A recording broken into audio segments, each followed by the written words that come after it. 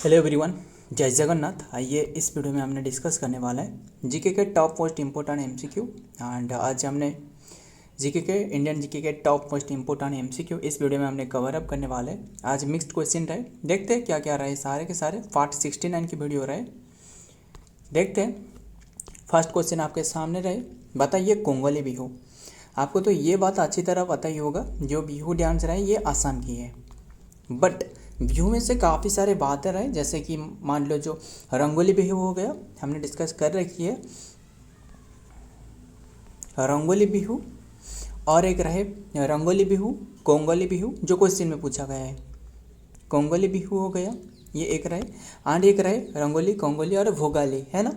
रंगोली, कोंगली और भोगाली कह लो, या फिर माघ बिहू भी कहा जाता है, भोगाली बिहू या फिर माघ बिहू, माघ बिहू। क्लियर। जो कि ये 3 टाइप्स के रहे। तो ये कोंगली बिहू जो कि ऑब्जर्व करी जाती है कौन सी मंथ में, देखिए बिहू डांस ये तो आपको पता ही है असम में, बट ये आपको शायद नहीं पता कि जो बिहू डांस रहे ये कौन सी मंथ में ये ऑब्जर्व करी जाती है। बता ही देता हूँ, बैटरी भी ख़त्म होने वाला है, देखते हैं जल्दी जल्दी कवर करते।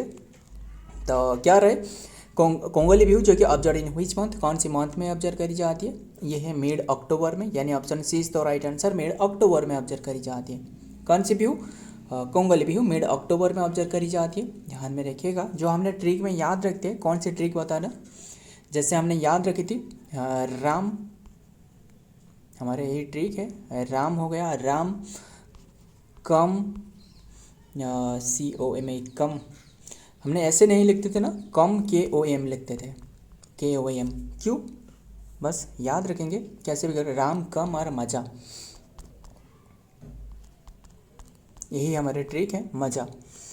जब भगवान की पूजा की जाती है, यानी पहले इसे क्लियर कर लेता हूँ, आपको अच्छी तरह याद होने वाला है। देखिए जो रंगोली हो गया ना, एक तो रहे रंगोली बिहू, रंगोली बिहू मिड अप्रैल में ऑब्जर्व करी जाती है। रंगोली राम हो गया मिड अप्रैल ख़त्म, rangoli Bihu mid April, clear.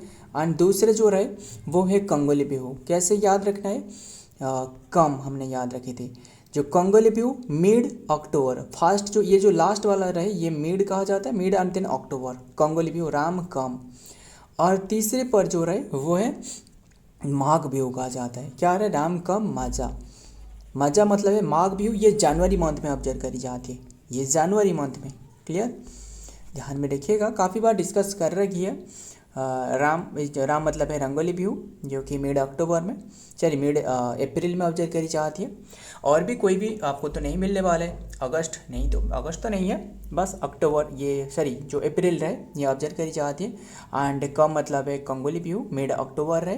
And जो मजा मतलब है माघ बिहू जो कि जनवरी में ऑब्जर्व करी जाती है। देखिए जो फसल की कटाई रहे ना, अब अगर आपको पूछे कि मजा कब आने वाला है, जब फसल की कटाई होकर, जब होने के बाद जब आपकी जो बार्न रहे, बार्न ये जब फुल हो गए तो आपको मज़ा आने वाला है तभी। अगर नहीं हो तो कोई भी त्यौहार जो है, जो भी त्यौहार वगैरह रहे वो नहीं मना सकते, क्योंकि आपके कोई भी पैसा नहीं है, क्योंकि आप जो फसल की कटाई, बस ध्यान में रखना फसल की कटाई टाइम पर आपको मज़ा आने वाला है, वो है जनवरी में ऑब्जर्व करी जाती है, क्लियर।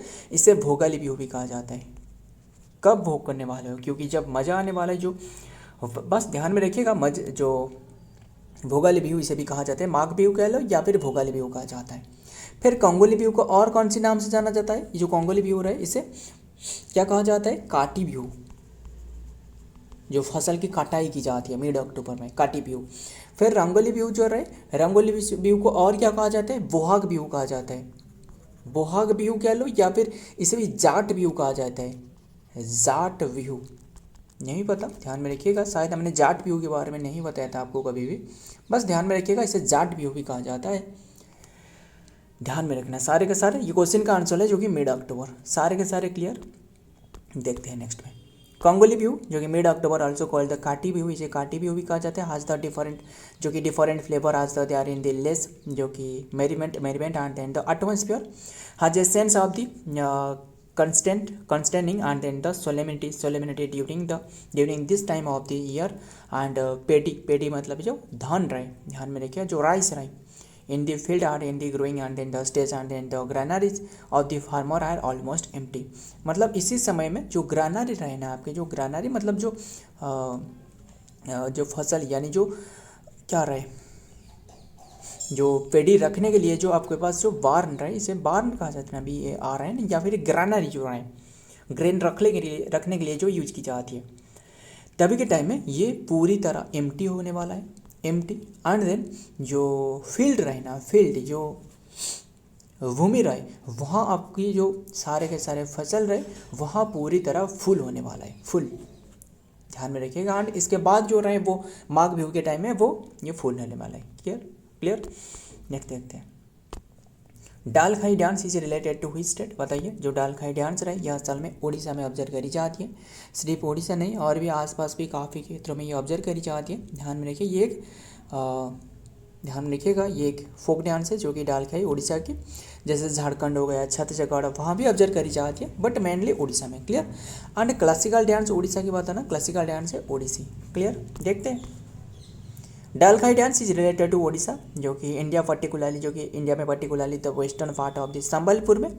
दिस जो कि popular folk dance is perform by the women, जो कि specially during the Dussehra and then the Nuakhai festival के टाइम में ऑब्जर्व करी जाती है। अकोम्पनीड बाय द ट्रेडिशनल जो कि instrument such as the dhol and then the nagara लेकर ये बजाया जाता है। क्लियर। देखते हैं number 3, Dashavatara dance is related to which state, बताइए। जो दशावतारा डांस रहे is related to which state, कौन से स्टेट से ये रिलेटेड है दशावतारा डांस? ये है Maharashtra. Dashavatara dance related to Maharashtra, option C is the right answer, Maharashtra से रिलेटेड है दशावतारा डांस। क्लियर। फिर ध्यान में रखिएगा, Dashavatara dance is related to Maharashtra and Maharashtra से और भी काफ़ी सारे डांस रहे हैं, जैसे कि और दशावतारा ये भी कहाँ जो गोवा रहे ना वहाँ भी ऑब्जर्व करी जाती है। ध्यान में रखिएगा, जैसे कोली हो गया, हमने महाराष्ट्र के बारे में कैसे याद रखते हैं बताना, लेजिम हो गया, बता दूँ आपको, तमाशा हो गया, तमाशा एंड देन लावनी हो गया एंड देन गफ्फा हो गया, गफ्फा डांस हो गया। ध्यान में रखिएगा, हमने जो याद रखते हैं ना महाराष्ट्र के बारे में, ऐसे कुछ ट्रिक अजीब से रहे, क्या रहे। एक कोहली जो अनुष्का शर्मा रहे ना, इन्होंने कोहली को क्या बता रहा है, एक कोहली बड़ा पा लाना, कैसे याद रखना है, एक कोहली मतलब है कोहली डांस, देख रहे हो ना, कोहली ध्यान, कोहली बड़ा पा लाना और कोहली को क्या बता रहा है, वड़ा पा लाने के लिए, बट कोहली क्या रहा है, लेजी कहीं के डफा से क्या होने वाला है, डफा मतलब है गफा डांस। ध्यान में रखिएगा, डफा होजागिरी रहे ना, होजा वरना जो मुनि बनना, जो मुन्नी डांस हो गया, वो भी ऑब्जर्व करी जाती है। मुन्नी बनना जो मुनि, ढांगा नाटक कर रहे हैं ना, ढांगा नाटक भी वहाँ ऑब्जर्व करी जाती है।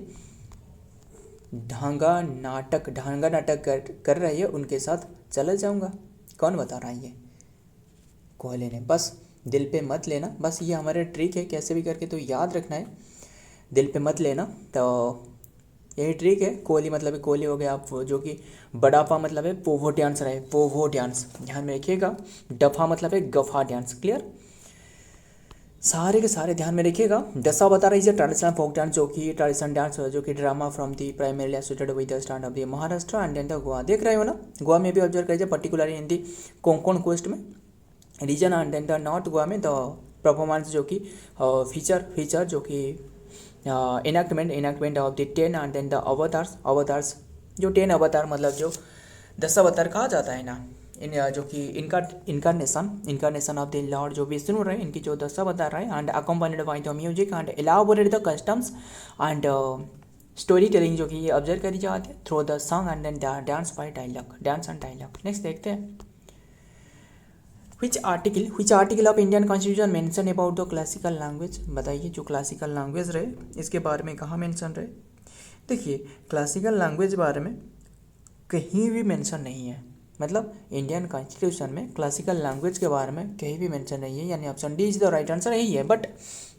ऑफिशियल लैंग्वेज हो सकता है, अभी के टाइम में जो 22 रहा है ऑफिशियल लैंग्वेज हो सकता है। क्लियर। एंड ध्यान में रखिएगा। ये असल में जो ऑफिशियल लैंग्वेज रहे ये 343 रहे, ये ऑफिशियल लैंग्वेज की बात करता है। क्लियर। ऑफिशियल लैंग्वेज जो कि बात करें जो 22 लैंग्वेज रहे, कौन से पार्ट में रहे, कौन से शेड्यूल में, 8 शेड्यूल में रहे, है ना। ध्यान में रखिएगा। देखते हैं डिटेल में क्या बातें रहे। No, the Indian constitution does not directly mention the classical, जो कि लैंग्वेज के बारे में कोई भी मेंशन नहीं है। इन आर्टिकल 343 के मुताबिक, जो कि instead article 343 deals with the official language of the union Hindi and then the continued the English. ये ऑफिशियल पर दर्ज करवाया गया है। ध्यान में, ऑफिशियल लैंग्वेज है बट क्लासिकल नहीं है। Classical language are recognise as the 8 schedule of the, जो कि constitution and with the list of 22 official language of the India. Clear. ध्यान में रखिएगा। तो और क्या रहे,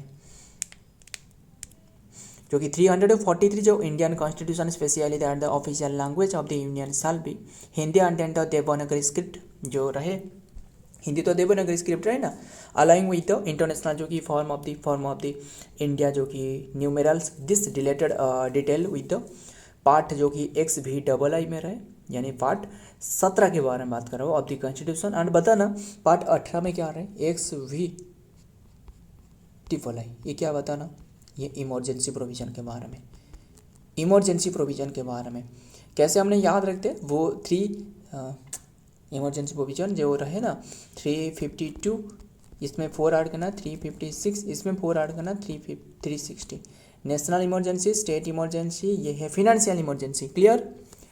काफ़ी बार डिस्कस कर रखी है, वैसे ध्यान में रखिएगा। व्हाट इज़ द लिटरल, जो कि literal meaning of the writ certiorari, क्या आपको इसके बारे में पूरी जानकारी नहीं दी, ये तो आपको बताया ना, पार्ट इसी में रहे 17 में। Clear. Address the official language of the union of the state. Next देखते हैं number 5, what is the literal meaning of the writ certiorari. Writ मतलब कितने के रेट रहे, 5 रेट रहे, क्या क्या रहे मुझे बताना।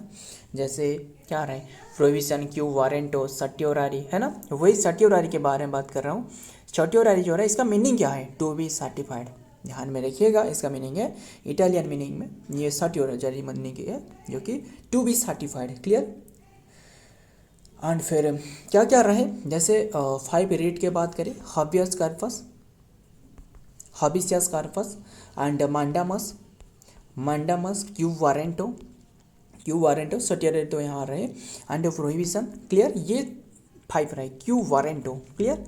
देखते हैं डिटेल में। द लिटरल जो कि मीनिंग ऑफ द रेट जो सर्टियरी जो कि derived from the Latin is the two be certified, इसका मीनिंग है, सॉरी लैटिन का मीनिंग है जो कि सर्टिफाइड, टू बी इन्फॉर्म्ड, ध्यान में रखिएगा, सर्टिफाइड या फिर to be informed when higher court issued writ of certiorari it ordered in lower court under tribunal to the case detail, and this writ is used to the examine the whether a lower court or authority has acted beyond its jurisdiction of the committed an error of law। ध्यान में रखिएगा। Next देखते हैं detail में क्या रहे। The 5 REET जो रहे, 5 रेट क्या है, रीट है, रीट्स रहे, ध्यान are referring to the actually 5 types of the जो रीट रहे, बस ये रेट नहीं है, ध्यान में रखिएगा, जो कि habeas corpus, mandamus, certiorari, prohibition, quo warranto, ये तो हमने डिस्कस करी ना अभी। दिस जुडिशियल जो कि order are the issue by the supreme court and then the high court to the protect the citizens and fundamental rights by ensuring that the authority actually जो कि लॉफुल अथॉरिटी जो रहे वो lawful तरीके से implement हो सके, and prevent the legal जो कि डिटेंशन रहे, एंड कंपेल द पब्लिक जो कि authority and perform their duty, and then the ध्यान में चैलेंजेस जो कि अनलॉफुल एक्शन रहे, इससे डिटेन करना इसका मेन उद्देश्य है। क्लियर। नेक्स्ट देखते हैं number 6, national income data in India is release by which institution, किसके द्वारा ये रिलीज करवाई जाती है, नेशनल इनकम जो रहे डाटा, ये असल में रिलीज करवाई जाती है जो नेशनल स्टैटिस्टिकल ऑफिस रहे ना, वो है, यानी ऑप्शन फादर ऑफ स्टैटिस्टिक वो है PC महालानोबिस, बट ये आंसर नहीं है, ध्यान में रखिएगा, आंसर है, इसका आंसर है national statistical option D is the right answer. Clear. PC Mahalanobis जो रहे 29, कौन सी रहे 29, बताना कौन सी डेट को जो स्टैटिस्टिकल डे के रूप में ऑब्जर्व करी जाती है, इंपॉर्टेंट है, 29 है, बट कौन सी मंथ बताना, 29 ही होगा, बट कौन सी मंथ बताना। तो मिनिस्ट्री ऑफ स्टैटिस्टिक्स एंड ये जो प्रोग्राम जो कि इम्प्लीमेंटेशन के द्वारा अंडर में ये रहे, ये जो रहे ना नेशनल स्टैटिस्टिकल ऑफिस, ये मिनिस्ट्री ऑफ स्टैटिस्टिक्स एंड जो प्रोग्राम इम्प्लीमेंटेशन रहे इसके अंडर में रहे। देखते हैं national income data in India is release by the national statistical office NSO, which was performed by the merger of this जो कि central statistical office CSO and national sample survey office हो रहा है NSSO and NSO जो कि operates under the ministry of the statistic and the programme implementation MOSPI and is responsible of the program compiling national accounts of the statistic and including the national income of the estimates. Next देखते हैं number 7, where is Pushkar fair held in India. Pushkar fair ये observe करी जाती है राजस्थान में। फिर राजस्थान की कौन सी प्लेस, कैमल फेयर पूछे तो वो भी राजस्थान रहा है, ये अजमेर में। Option D is the right answer, Ajmer. Clear, Ajmer में ऑब्जर्व करी जाती है। फिर अजमेर डिस्ट्रिक्ट में ऑब्जर्व करी जाती है, ध्यान में रखिएगा। एंड जो कि अजमेर डिस्ट्रिक्ट की पुष्कर में ऑब्जर्व करी जाती है। अजमेर डिस्ट्रिक्ट की पुष्कर फेयर ऑब्जर्व करी जाती है पुष्कर में, जो कि एक लेक रहे पुष्कर लेक में। क्लियर।